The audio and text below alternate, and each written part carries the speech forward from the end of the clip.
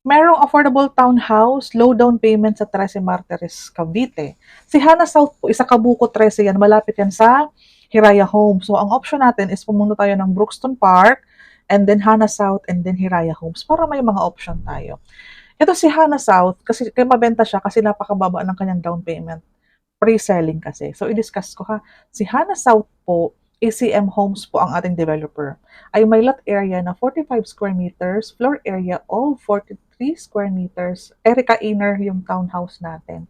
Total contract price is 2,644,000 pero may promo tayong 50,000.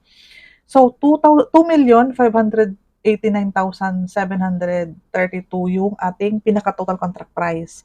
Ngayon, mababa ang ating gross equity amounting to 129,000 lang ang down payment, nagle-less pa tayo dyan ng reservation fee na 15,000. So, ang maganda dito, around 114 lang ang down payment mo. Yun yung pinakababayaran mo sa equity or DP. Ngayon, divide 32 months kasi pre-selling tayo. Kaya, nasa 3,585 lang. Imagine mo, walang ibang down payment na ganito kababa na pre-selling na magandang location, city, ang 13. Easy access sa lahat po ang location natin. Kaya siya magaan kasi pre-selling, and then 'pag pre-selling long term siya, ito naman ang ino-offer niya is 32 months sa mga hindi nagmamadali, gusto chill-chill lang ang paghulog ng down payment, mag-Hana South tayo. May vlog ako niyan.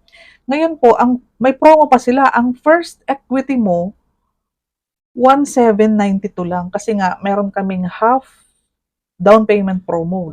Sa unang buwan lang ito, instead na 3,519 17 lang po ang babayaran mo sa unang buwan. And then 3,500, 3,500, 3,500, 3,500 na hanggang 32 months. Ang loanable natin is 2,460,000.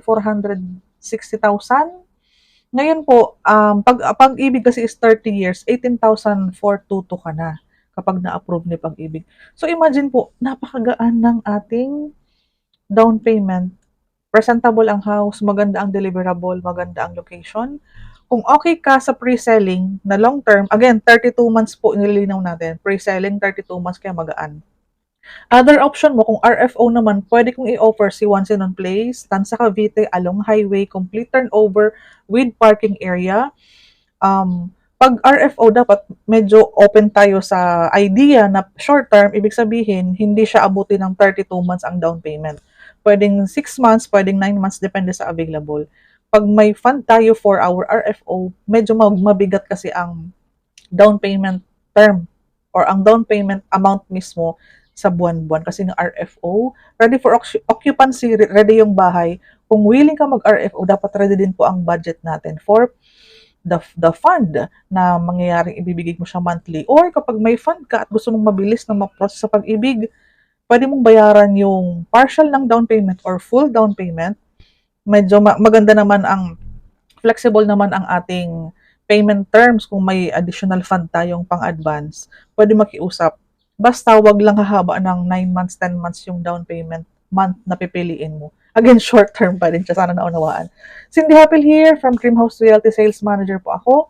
Lagi po ako nag-offer ng mga affordable housing sa buong Cavite. High-end man yan, or yung ating mga socialized housing, depende sa budget at salary mo.